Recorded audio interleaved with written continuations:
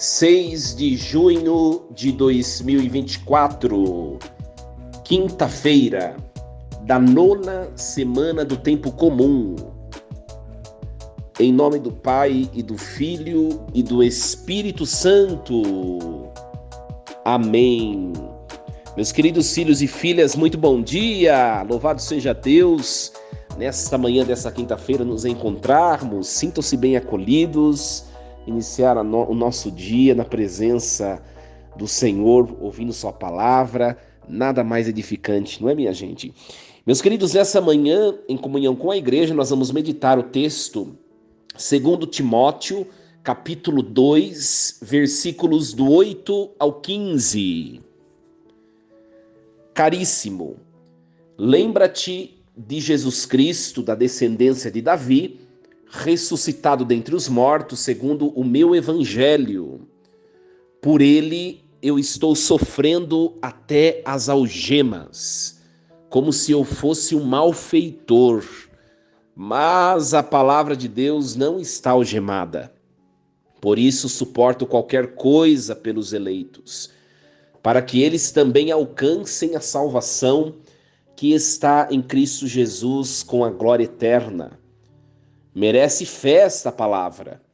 Se com ele morremos, com ele viveremos. Se com ele ficamos firmes, com ele reinaremos.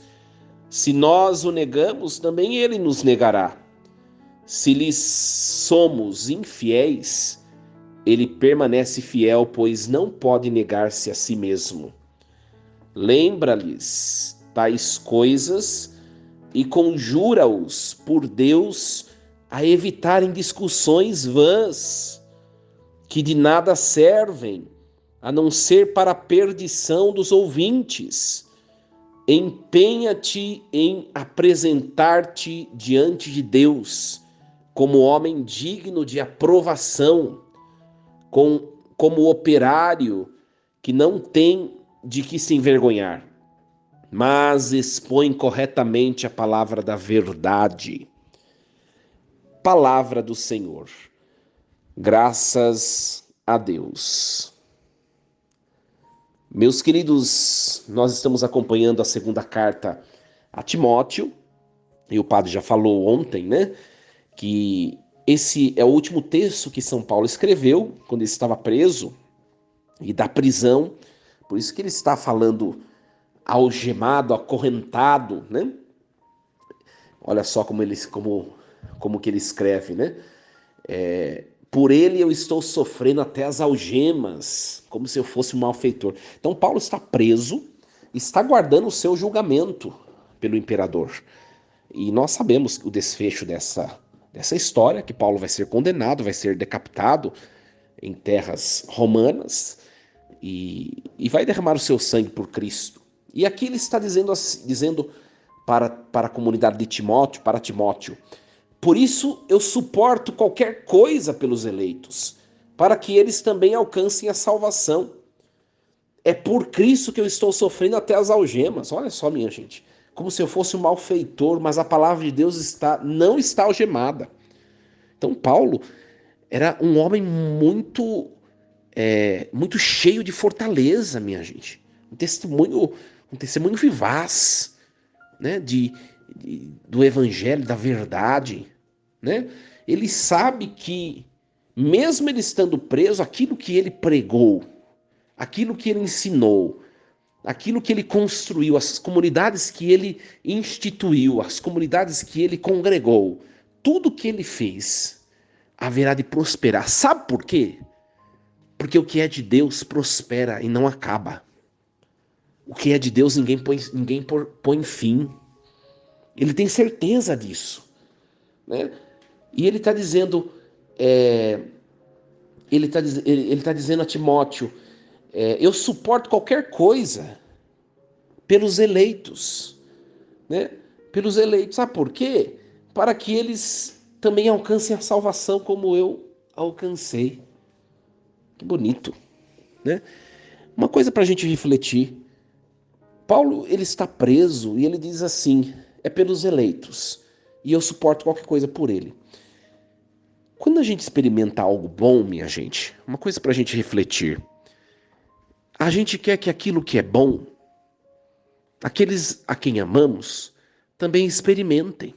Não é verdade? Quando eu provo alguma coisa que é boa, por exemplo, quem é pai, quem é mãe, que já experimentou alguma coisa na vida e viu que aquilo não dá certo, que aquilo não é bom. Não é verdade que um pai e uma mãe, por exemplo, vai fazer de tudo para tirar o seu filho daquele caminho, sendo que eles mesmos, na carne deles, já experimentaram que não dá certo, que vai ser ruim, vai ser nocivo? Não é verdade? O contrário também. Quando a gente sabe que algo é bom, a gente vai fazer de tudo para que os que a gente ama também experimentem. Isso daí é uma questão lógica, não é verdade? Uma questão lógica. E Paulo, minha gente, ele vai fazer isso em relação à salvação.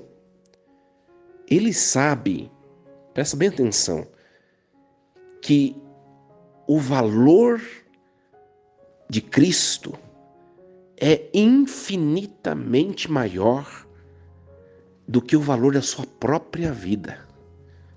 Por isso que ele quer entregar Cristo àqueles a quem ele amou, a sua comunidade, em detrimento do seu próprio sangue, que vai ser derramado em sacrifício no solo romano.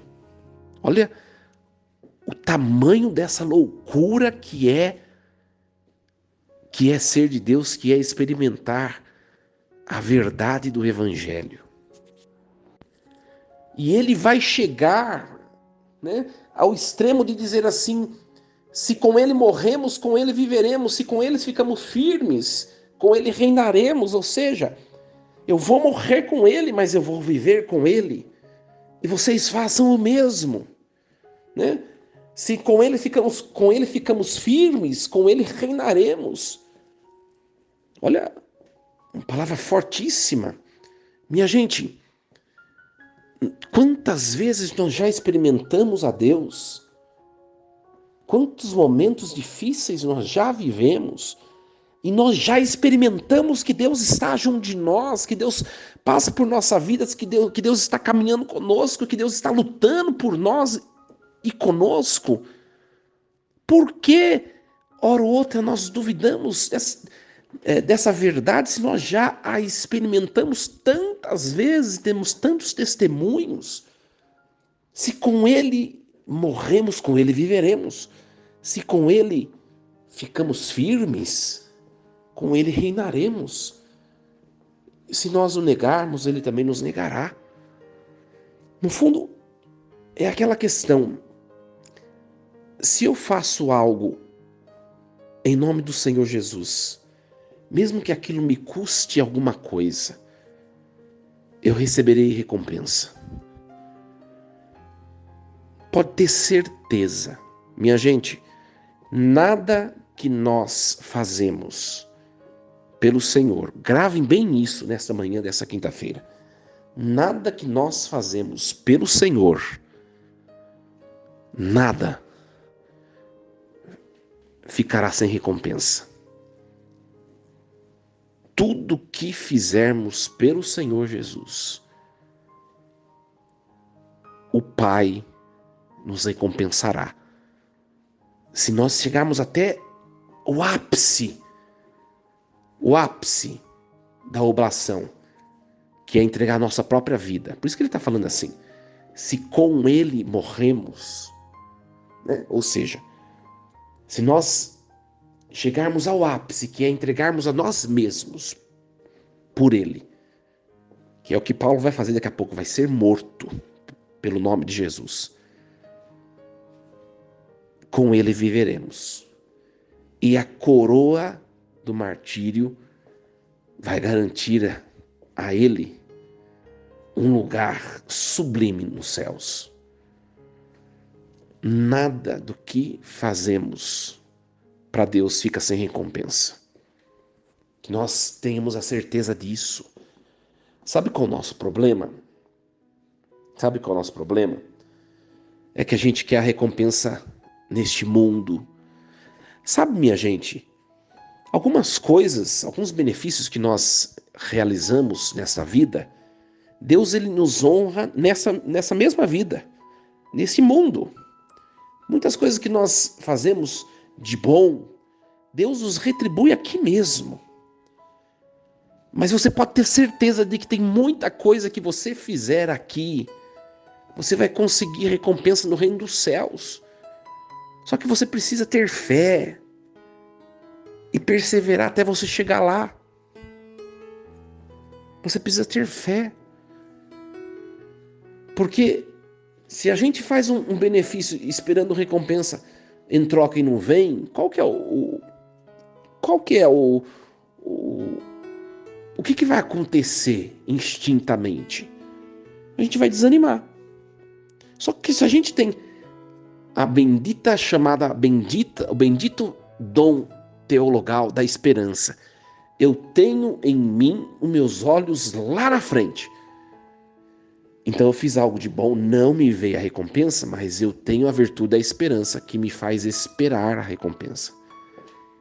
A virtude da esperança não me deixa desistir, não me deixa fracassar. Olha, quando a gente desanima ou a gente quer parar no meio do caminho das nossas coisas, é porque está nos faltando a virtude teologal ou o dom teologal da esperança. Porque a gente não está olhando lá na frente, onde todas as recompensas, as maiores recompensas virão. A gente está querendo tudo nesse mundo. Só que esse mundo vai ficar para trás, minha gente. Vai ficar para trás esse mundo. Por isso que Paulo está dizendo assim: empenha-te em apresentar-te diante de Deus como um homem digno de aprovação, como um operário que não tem do que se envergonhar. Ou seja, empenha-te em apresentar diante de Deus. Não espere nada neste mundo, mas o seu empenho seja em estar em Deus, para que você possa chegar até a sua meta e lá você colher as recompensas de tudo que você tem feito, seus esforços. Minha gente, eu sei que é algo desafiador. É por isso que a virtude, os 3 dons teologais, né? A fé, a esperança e o amor ou a caridade, são favores, são dons que vêm de Deus. Por isso que a gente precisa estar em oração e estar em Deus. Senão a gente perde. A esperança é uma virtude que vem de Deus. A gente bobeou, a gente perde. Por isso que quando a gente desanima, pode ter certeza, falta oração, falta rezar, falta mais sacramentos, falta mais vida em Cristo, mais vida sacramental. Por quê? Porque a gente perde mesmo. A gente perde mesmo. E por último, para finalizar, esse versículo 14 é muito bonito. Lembra-lhes tais coisas e conjura-os por Deus a evitarem discussões vãs que de nada servem, a não ser para a perdição dos ouvintes. Minha gente, a gente perde muito tempo.